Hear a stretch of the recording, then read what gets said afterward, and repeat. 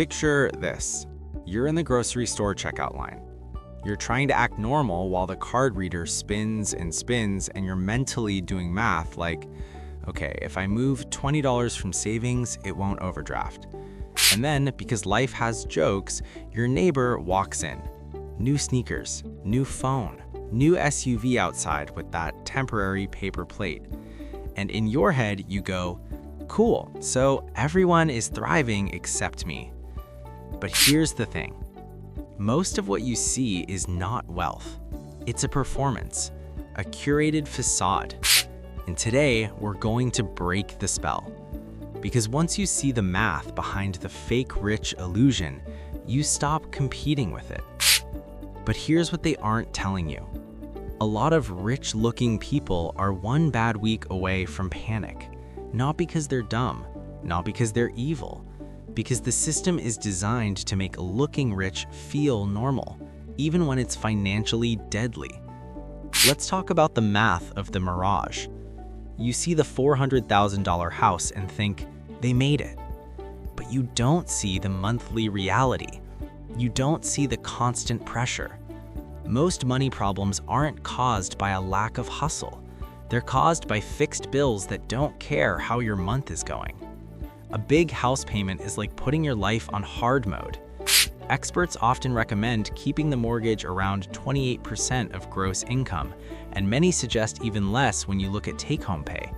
But when someone stretches, housing swallows the budget and you end up house poor, a nice living room and zero breathing room. And here's the brutal part. When a huge chunk of your income is pre-spent on the house starts owning you. Because now every other cost hits harder. Groceries, car repairs, medical copays, kid stuff, random life stuff. And life is mostly random stuff. Now let's stock this second trap on top, the car trap. That shiny SUV isn't just a vehicle, it's a monthly subscription to stress. Kelley Blue Book reported the average monthly car payment hit a record high of $730, and they pointed out that the average earner now spends more than 42 weeks worth of income paying off their new car. $730 a month for something that goes down in value while you sleep. And if you're thinking, yeah, but they can afford it, ask a different question. Can they afford it and still be safe? Because safety is the real flex. If your monthly bills are huge, your life becomes a permanent financial emergency, not because you're irresponsible, because you're boxed in. You're not building wealth, you're maintaining appearances. But here's what they aren't telling you. Some people are not paying for their lifestyle the way you think they are. Let's talk about the invisible safety net. This part messes with people because it's so simple and so unfair. A lot of adults are getting help, quiet help. No captions, no Instagram posts, no sponsored by mom and dad sticker. CNBC reported that 50% of parents with a child over 18 provide financial support, averaging $1,474 per month. Let that sink in. That's rent help, car payment help, insurance help, phone bill help, food help. So when you're comparing yourself to your neighbor, you might be comparing your full weight to someone else's lifting with a hidden spotter. And you don't know it. You're comparing your behind the scenes to their subsidized highlight reel. That's why it feels like you're behind even when you're doing okay, because you're measuring yourself against an edited reality. Now let's go one level deeper. The psychology. Because even if you know the math, your brain still gets jealous sometimes. That's not weakness, that's wiring. Psychologists call it social comparison theory, the idea that we naturally evaluate ourselves by comparing to other people, especially when there isn't a clear scoreboard for life. And here's the modern problem. Your reference group used to be like your cousins, your coworkers, your neighbors, maybe your high school friends. Now, your reference group is a 23-year-old entrepreneur in Dubai, a couple flipping houses on TikTok, a random person showing you their kitchen renovation like it's normal. So your brain concludes, everyone is rich, I'm failing. But you're not failing. You're just comparing your behind the scenes to everybody else's trailer. And that brings us to the most important distinction in this whole video: income versus wealth. Income is what shows up. Wealth is what stays. Income is the check. Wealth is what's left after the check is gone. Wealth is the part that quietly grows while you sleep, the part that can handle a broken transmission without destroying your mental health. And here's the wild stat that proves how fake looking rich can be. CNBC reported that more than half of Americans earning $100,000 a year live paycheck to paycheck, often because of lifestyle inflation or lifestyle creep. So yes, people can have a high income and still be broke in real life. Because if every raise turns into a bigger house, a nicer car, a fancier everything, then their life looks expensive, but it's fragile.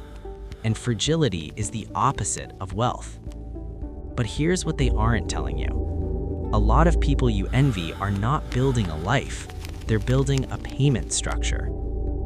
Okay, so what do you do with all of this without becoming a hermit who never enjoys life? You use what I call the gap strategy. It's simple. Your goal is to widen the gap between what you earn and what your ego demands you spend. Because your ego wants to keep up, your future wants to breathe. The gap is where your power lives. That gap becomes your emergency fund, your paid-off debt, your ability to say no, your ability to sleep. And yes, this part is slightly brutal. If your lifestyle rises to meet your income every time, you will work forever. Not because you didn't try hard enough, because you gave every extra dollar a job called impress strangers. So here's the practical playbook. Simple, no jargon. Pick one fake rich category to stop feeding for 90 days. Just one. Car upgrade fantasies, impulse Amazon spending, eating out because I deserve it 5 times a week, the bigger apartment because it matches my vibe.